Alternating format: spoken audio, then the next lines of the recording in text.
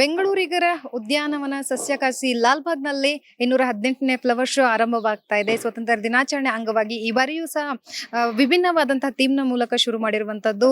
ಯಾವ ಥೀಮು, ಏನೆಲ್ಲ ಇರುತ್ತೆ, ಎಷ್ಟು ಹೂಗಳನ್ನ ಬಳಕೆ ಮಾಡಿದ್ದಾರೆ ಅಂತ ಹೇಳಿ ನಾನು ಲಾಲ್ಬಾಗ್ನ ಜಾಯಿಂಟ್ ಡೈರೆಕ್ಟರ್ ಆಗಿರುವಂತಹ ಜಗದೀಶ್ ಸರ್ ಅನ್ನ ಮಾತಾಡ್ಸ್ತಾ ಹೋಗ್ತೀನಿ. ಅವ್ರ ಹತ್ರ ನಾ ಕೇಳ್ತಾ ಹೋಗ್ತೀನಿ. ಸರ್ ನಮಸ್ತೆ. ನಮಸ್ಕಾರ ಮೇಡಮ್. ಸರ್, ಪ್ರತಿ ಬಾರಿನೂ ಸಹ ಒಂದು ವಿಭಿನ್ನವಾದಂಥದ್ದು ಹಾಗೆ ವಿಶೇಷವಾದಂತಹ ಥೀಮ್ನ ಮೂಲಕ ತಾವು ಫ್ಲವರ್ ಶೋನ ಮಾಡ್ತೀರಾ.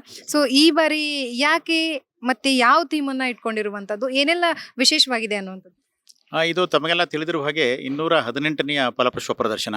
ಸೊ ಈ ಒಂದು ಪ್ರದರ್ಶನ 7ನೇ ತಾರೀಕು ಬೆಳಗ್ಗೆ 10 ಗಂಟೆಗೆ ಮಾನ್ಯ ಮುಖ್ಯಮಂತ್ರಿಗಳಿಂದ ವಿದ್ಯುಕ್ತವಾಗಿ ಅದು ಚಾಲನೆ ದೊರಕ್ತಾ ಇದೆ. ಸೊ ಈ ಬಾರಿಯ ಒಂದು ಪರಿಕಲ್ಪನೆ ಅಂತಂದ್ರೆ ಭಾರತ ಸ್ವಾತಂತ್ರ್ಯದ ಒಂದು ಬೆಳ್ಳುಚುಕ್ಕಿಯಾದಂಥ ಕಿತ್ತೂರು ರಾಣಿ ಚೆನ್ನಮ್ಮ ಮತ್ತು ಕ್ರಾಂತಿವೀರ ಸಂಗೊಳ್ಳಿ ರಾಯಣ್ಣನವರು. ಈಗ ಒಟ್ಟಾರೆ ನಮ್ಮ ಭಾರತದ ಒಂದು ಆಂಗ್ಲರ ವಿರುದ್ಧ ಹೋರಾಟ ಮಾಡಿದಂಥ ಸಂಸ್ಥಾನಗಳಲ್ಲಿ ಕಿತ್ತೂರು ಸಂಸ್ಥಾನ ಬಹಳ ಪ್ರಮುಖವಾದದ್ದು. ಸಣ್ಣ ಸಂಸ್ಥಾನ ಆದರೂ ಕೂಡ ದಿಟ್ಟತನದಿಂದ ಬ್ರಿಟಿಷರನ್ನ ಹಿಮ್ಮೆಟ್ಟಿಸಿದಂಥ ಒಂದು ವೀರ ಮಹಿಳೆ ಅಂತೇಳಿ ನಾವು ಚೆನ್ನಮ್ಮನವ್ರನ್ನ ಇತಿಹಾಸದ ಪುಟಗಳಲ್ಲಿ ಕಾಣ್ತೇವೆ.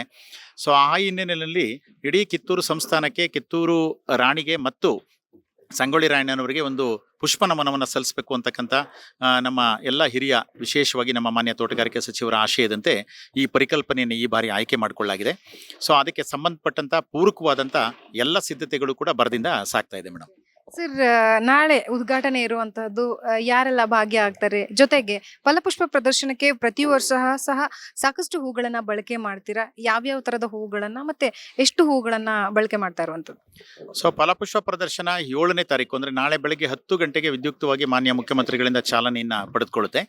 ಸೊ ಆ ಒಂದು ಸುಸಂದರ್ಭದಲ್ಲಿ ಮಾನ್ಯ ಉಪಮುಖ್ಯಮಂತ್ರಿಗಳು, ತೋಟಗಾರಿಕೆ ಸಚಿವರಾದಂಥ ಎಸ್ ಮಲ್ಲಿಕಾರ್ಜುನ್ ಸರ್ ಅವರು, ರಾಮಲಿಂಗಾರೆಡ್ಡಿ ಸರ್ ಅವರು ಮತ್ತೆ ಇತರ ಎಲ್ಲ ಗಣ್ಯಮಾನ್ಯರು ಕೂಡ ಅದಕ್ಕೆ ಸಾಕ್ಷಿಯಾಗ್ತಾರೆ.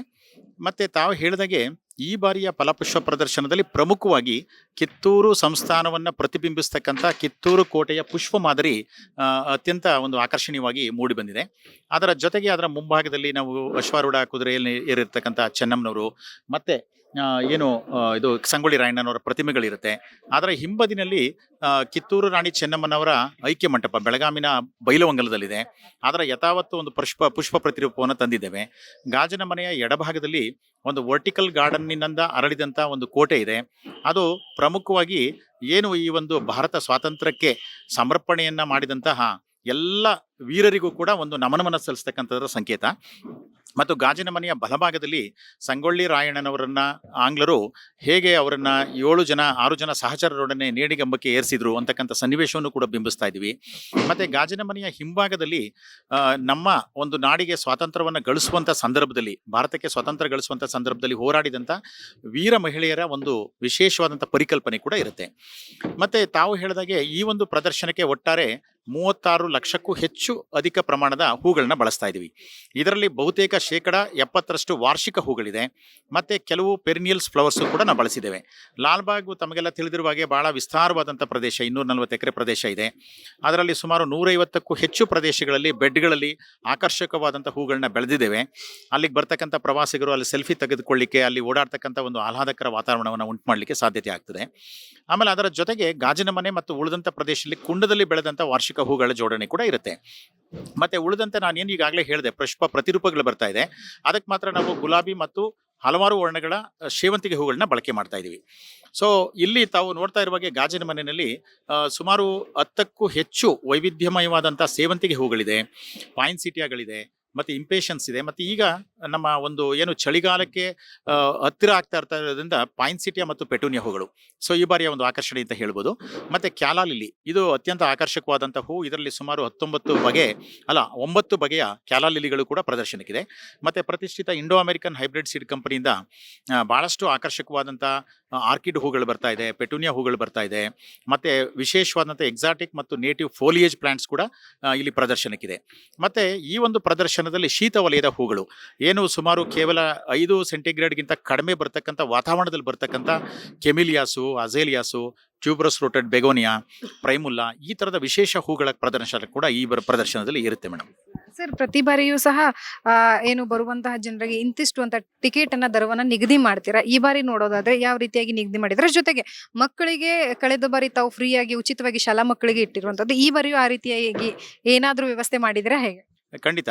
ಈಗ ಒಂದು ಪ್ರದರ್ಶನದುದ್ದಕ್ಕೂ ಕೂಡ ಸಾಮಾನ್ಯ ದಿನಗಳಲ್ಲಿ ವಯಸ್ಕರಿಗೆ 80 ರೂಪಾಯಿನ ಪ್ರವೇಶ ಶುಲ್ಕ ನಿಗದಿ ಮಾಡಿದ್ದೇವೆ, ಮತ್ತು ರಜಾ ದಿನಗಳಲ್ಲಿ 100 ರೂಪಾಯಿ ಇದೆ. ಮತ್ತು 12 ವರ್ಷಕ್ಕಿಂತ ಒಳಪಟ್ಟ ಮಕ್ಕಳಿಗೆ 30 ರೂಪಾಯಿ ಇದೆ. ಮತ್ತು ಪ್ರದರ್ಶನದುದ್ದಕ್ಕೂ ಕೂಡ ರಜಾ ದಿನಗಳನ್ನು ಹೊರತುಪಡಿಸಿ ಶಾಲಾ ಸಮವಸ್ತ್ರದಲ್ಲಿ ಬರ್ತಕ್ಕಂಥ ಮಕ್ಕಳಿಗೆ ಉಚಿತ ಪ್ರವೇಶವನ್ನು ಕಲ್ಪಿಸಿದ್ದೀವಿ. ಸರ್, ಈ ಬಾರಿ ಎಷ್ಟು ಜನ ಬರುವಂತ ನಿರೀಕ್ಷೆ ಇರುವಂತದ್ರ ಜೊತೆಗೆ ಪಾರ್ಕಿಂಗ್ ವ್ಯವಸ್ಥೆನ ಯಾವ ರೀತಿಯಾಗಿ ಮಾಡಿರುವಂತದ್ದು? ಸುಮಾರು ಈ ಒಂದು ಪ್ರದರ್ಶನಕ್ಕೆ 8 ರಿಂದ 9 ಲಕ್ಷಕ್ಕೂ ಅಧಿಕ ಸಂಖ್ಯೆಯಲ್ಲಿ ಜನ ಬರ್ಬೋದು ಅಂತಕ್ಕಂಥದ್ದು ನಮ್ಮ ನಿರೀಕ್ಷೆ ಇದೆ. ಮತ್ತೆ ಇಲ್ಲಿ ಒಂದು ಭದ್ರತೆ ಮತ್ತು ಸುರಕ್ಷತೆ ಮತ್ತು ಟ್ರಾಫಿಕ್ಗೆ ಸಂಬಂಧಪಟ್ಟಂತೆ ಹಿರಿಯ ಪೊಲೀಸ್ ಅಧಿಕಾರಿಗಳ ಜೊತೆ ನಿರ್ದೇಶಕರ ಸಮ್ಮುಖದಲ್ಲಿ ಈಗಾಗಲೇ ಹಲವು ಬಾರಿ ನಾವು ಸಭೆಗಳನ್ನು ಮಾಡಿ ಸ್ಥಳ ಪರಿಶೀಲನೆ ಕೈಗೊಂಡಿದ್ದೀವಿ. ಈಗ ಪ್ರಸ್ತುತ ಲಾಲ್ಬಾಗ್ ಜೋಡಿ ರಸ್ತೆಯ ಪಕ್ಕದಲ್ಲಿರ್ತಕ್ಕಂಥ ಶಾಂತಿನಗರದಲ್ಲಿ ಮಲ್ಟಿ ಲೆವೆಲ್ ಪಾರ್ಕಿಂಗ್ ಇದೆ, ಅದನ್ನ ಪ್ರವಾಸಿಗರು ಬಳಸ್ಕೋಬಹುದು. ಮತ್ತೆ ಅದೇ ರೀತಿ ಡಬಲ್ ರೋಡ್ ಗೇಟ್ ಹತ್ರ ಆಗಿರ್ತಕ್ಕಂಥ ಆಪ್ಕಾಮ್ಸ್ ಆವರಣ ಇದೆ. ಮತ್ತೆ ಅಲಮಿನ್ ಕಾಲೇಜ್ ಆವರಣದಲ್ಲಿ ದ್ವಿಚಕ್ರ ವಾಹನಗಳಿಗೆ ನಾವು ಅವಕಾಶ ಕಲ್ಪಿಸಿದ್ದೀವಿ. ಮತ್ತೆ ವಿಶೇಷವಾಗಿ ಮೆಟ್ರೋ ಸಂಚಾರವನ್ನ ಹೆಚ್ಚು ಒಂದು ಕಡಿಮೆ ಅವಧಿನಲ್ಲಿ ಓಡಿಸ್ಬೇಕು ಅಂತ ಹೇಳಿ ನಾವು ಮೆಟ್ರೋ ಅಥಾರಿಟಿಯನ್ನು ಕೇಳ್ಕೊಂಡಿದ್ದೀವಿ. ಸಾಮಾನ್ಯವಾಗಿ ಕಳೆದ ಬಾರಿ ಕೂಡ ಪ್ರತಿ 2 ರಿಂದ 3 ನಿಮಿಷಗಳಿಗೆ ಮೆಟ್ರೋ ಚಾಲನೆ ಇತ್ತು. ಈ ಬಾರಿ ಕೂಡ ಆ ವ್ಯವಸ್ಥೆ ಇರ್ತದೆ. ನಮ್ಮ ರಿಕ್ವೆಸ್ಟ್ ಏನಂತಂದ್ರೆ ಆದಷ್ಟು ಈ ಒಂದು ಟ್ರಾಫಿಕ್ ಸಮಸ್ಯೆ ನಮಗೆ ಗೊತ್ತಿರೋದ್ರಿಂದ ಬಹುತೇಕರು ಕೂಡ ದಯಮಾಡಿ ಮೆಟ್ರೋದಲ್ಲಿ ಆಗಮಿಸಬೇಕು. ಫಲಪುಷ್ಪ ಪ್ರದರ್ಶನವನ್ನು ಸ್ವಚ್ಛಂದವಾಗಿ ವೀಕ್ಷಣೆ ಮಾಡಲಿಕ್ಕೆ ಅನುವಾಗ್ತದೆ ಅಂತಕ್ಕಂಥದ್ದು ನಮ್ಮೆಲ್ಲರ ಕೋರಿಕೆಯಾಗಿದೆ. ಎಸ್, ಇದಷ್ಟು ನಿರ್ದೇಶಕರ ಮಾತಾಗಿರುವಂತದ್ದು. ಇನ್ನೇನು ನಾಳೆ ಉದ್ಘಾಟನೆಗೊಳ್ಳುವಂತದ್ದು. ಸಾಕಷ್ಟು ಜನರು ಇಲ್ಲಿಗೆ ಬಂದು ಈ ಹೂವಿನ ಲೋಕದಲ್ಲಿ ಕಾಲ ಹಿಡಿದು ಎಂಜಾಯ್ ಮಾಡಬಹುದು. ಕ್ಯಾಮ್ರಾ ಪರ್ಸನ್ ಸಾಗರ್ ಜೊತೆ ಲಕ್ಷ್ಮೀ ಬಾಗಲಕೋಟೆ, ಅಶ್ವಿಕ ನ್ಯೂಸ್, ಬೆಂಗಳೂರು.